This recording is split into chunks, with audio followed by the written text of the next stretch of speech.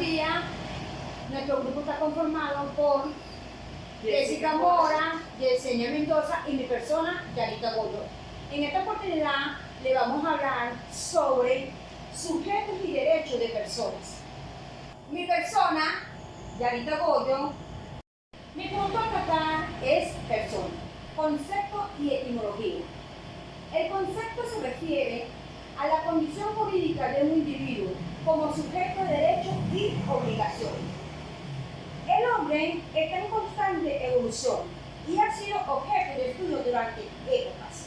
Y estos estudios han conllevado a que el ser humano tiene trascendencia social, es decir, convive dentro de la sociedad. Por lo tanto, el hombre toma importancia para el derecho en cuanto al sujeto activo y pasivo de obligaciones, es decir, cuando adquiere la tutela o la curatela o cuando realiza una compra y venta, entre otros aspectos. En cuanto a la etimología, derivada de las voces per y sonoro. Esta tiene el significado de resonar, retumbar con ruido. Esto se debe a que originalmente el término persona se aplicaba a las máscaras utilizadas por los actores en teatro romano para personificar roles, caracteres y diferentes contextos filosóficos, jurídicos y psicológicos. Esto con la finalidad de describir la singularidad y la individualidad de cada ser humano. En resumen, la noción de persona se trasladó desde el ámbito teatral al ámbito jurídico. Esto con el fin de designar al individuo con plena capacidad de derechos y de obligaciones. En cuanto a las clasificaciones de las personas según los romanos, tenemos personas naturales, físicas o humanas, esclavos y libres. Y tenemos personas jurídicas, morales o colectivas. Las personas naturales tienen que ser individuos libres, ciudadanos romanos y con plena capacidad jurídica, sujetos activos y pasivos de relaciones jurídicas. Los mismos eran considerados personas en sentido estricto.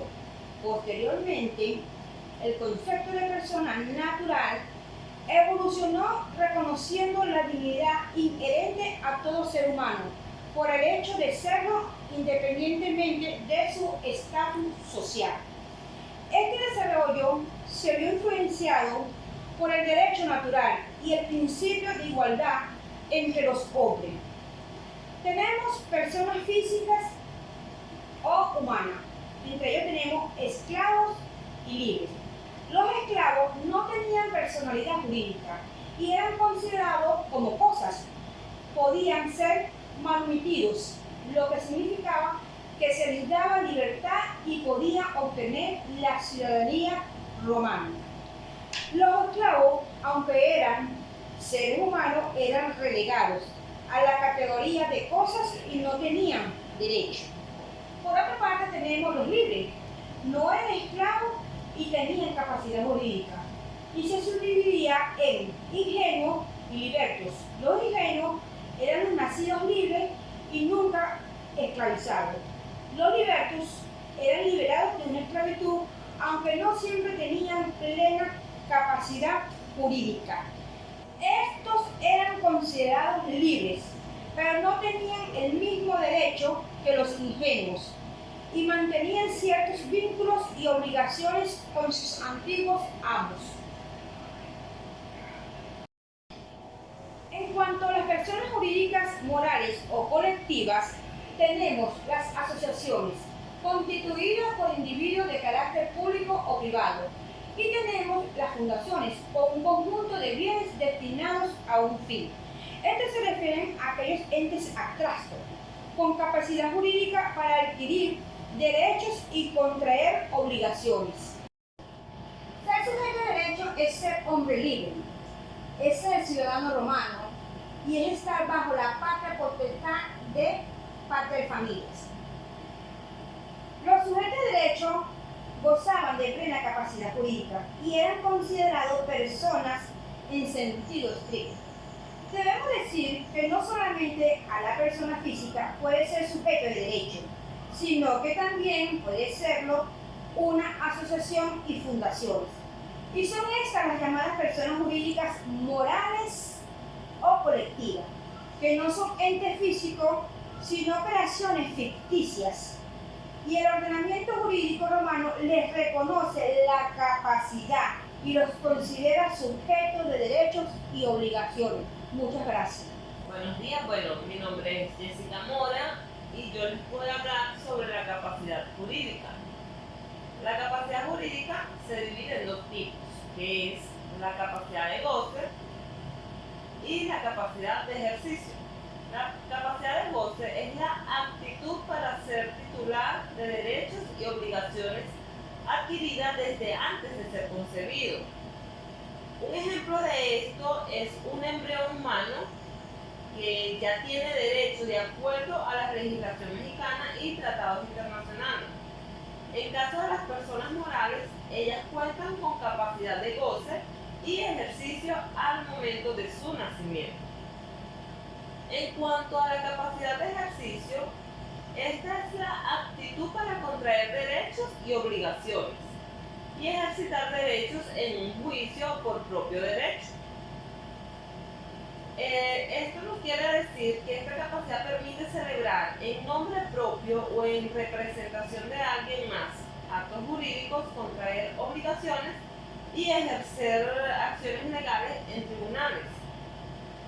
La diferencia entre estas dos capacidades radica en que la capacidad de goce se refiere a ser titular de derechos y obligaciones, mientras que la capacidad de ejercicio es la facultad para crear, modificar o extinguir estos derechos y obligaciones. Es importante mencionar que la capacidad jurídica es inherente a la persona. Por el solo hecho de nacer, los individuos poseen derechos subjetivos y obligaciones jurídicas. Con la última modificación de la normativa española se expresa que todas las personas tienen capacidad jurídica en igualdad de condiciones. Causas modificativas de la capacidad jurídica. Son situaciones que pueden alterar la capacidad para ejercer derechos y obligaciones. Estas causas pueden ser la edad, enfermedades o deficiencias, honor civil, religión, condición social, profesión, sexo y prodigalidad. En cuanto a la edad, la capacidad de obrar puede ser limitada o incluso negada en función de la edad de la persona. Por ejemplo, un menor de 7 años puede tener un patrimonio, pero no puede por sí solo adquirir derechos y contraer obligaciones. En cuanto a las enfermedades o deficiencias, estas son de carácter persistentes o físico, psíquico, que impidan a la persona gobernarse por sí mismas. Son causas de modificación de la capacidad jurídica. Esto está indicado en personas con deterioro cognitivo grave, discapacidad intelectual o enfermedad mental. En cuanto a la religión, condición social, profesión y sexo, son también causas modificativas de la capacidad jurídica. La prodigalidad se refiere a la tendencia de gastar de manera excesiva e irracional, lo que puede llevar a la persona a una situación de insolvencia. Es importante mencionar que estas causas modificativas no eliminan la capacidad jurídica de la persona, sino que la limitan o la modifican. Otro punto a tratar son los requisitos relativos a la existencia humana. Los romanos establecieron ciertos requisitos para considerar existente al hombre. Estos son la separación completa del claustro materno, nacimiento vivo y forma humana. En cuanto a la separación completa del claustro materno, el nuevo ser debía estar completamente separado del claustro materno. Si no se cumplía este requisito, se consideraba que el nuevo ser era parte de la madre o de sus entrañas, expresado en latín como mulieris portio es vergicero. El nacimiento vivo el individuo debía nacer vivo. Algunos jurisconsultos de la escuela proculeyana, siguiendo antiguas tradiciones, probablemente de origen religioso, requerían como muestra de vida el llanto.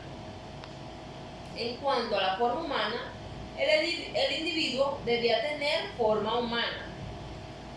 Algunos textos señalan ciertas imperfecciones, como la falta de miembros o la pluralidad de órganos, que no implicaban carencia de este requisito. Es importante mencionar también que a pesar de carecer de los requisitos apuntados, el derecho romano dispensó protección al concebido que todavía no había nacido. No es que reconociese al feto intrauterino como sujeto de derecho. Lo que se protegían eran los intereses de la futura persona. Por último punto tenemos el Nacitaurus curator ventris. Es una figura jurídica del derecho romano que protege los intereses del Nacitaurus, es decir, del ser humano concebido pero aún no nacido. Esta figura jurídica refleja la visión de la sociedad romana sobre la capacidad jurídica y los derechos del Nacitaurus. Aunque los requisitos y las implicaciones pueden variar en diferentes contextos legales y culturales, el concepto subyacente de proteger los derechos del Nacitaurus sigue siendo relevante en muchas discusiones jurídicas contemporáneas. Es importante mencionar que esta figura jurídica refleja la visión de la sociedad romana sobre la capacidad jurídica y los derechos del Nacitaurus. Aunque los requisitos y las implicaciones pueden variar en diferentes contextos legales y culturales. Esta es toda mi presentación. Muchas gracias. Mi nombre es Yesenia Mendoza y mi punto a tratar es el estatus de la persona romana. El estatus de la persona en el derecho romano se refería a su condición jurídica y se dividía en tres categorías: estatus libertatis, estatus civitatis y estatus familiar. Estatus libertatis se refería a si una persona era libre o esclava. Los esclavos eran considerados bienes patrimoniales y no tenían capacidad jurídica. Podían ser liberados a través de un proceso llamado manumición, adquiriendo la categoría de libertado ciudadano romano. Estatus civitatis se refiere a la persona ciudadana. Los ciudadanos romanos gozaban de todos los derechos civiles y políticos. La ciudadanía se adquiría principalmente por nacimiento, manutención y concesión especial, y podía perderse por varias razones. Estatus familiar se refería a la posición de una persona dentro de una familia. Los individuos podían ser iuris, autónomos, o alieni iuris, sometidos a la patria potestad de otro. Solo los sui iuris tenían plena personalidad jurídica. Por lo tanto, podía ser considerado una persona en el sentido jurídico del antiguo romano. Un individuo debía ser un hombre libre, ciudadano romano y jefe de familia. Sin embargo, estas categorías podían cambiar a lo largo de la vida de un individuo. Por ejemplo, un esclavo podía obtener la libertad y convertirse en un hombre libre. Muchas gracias.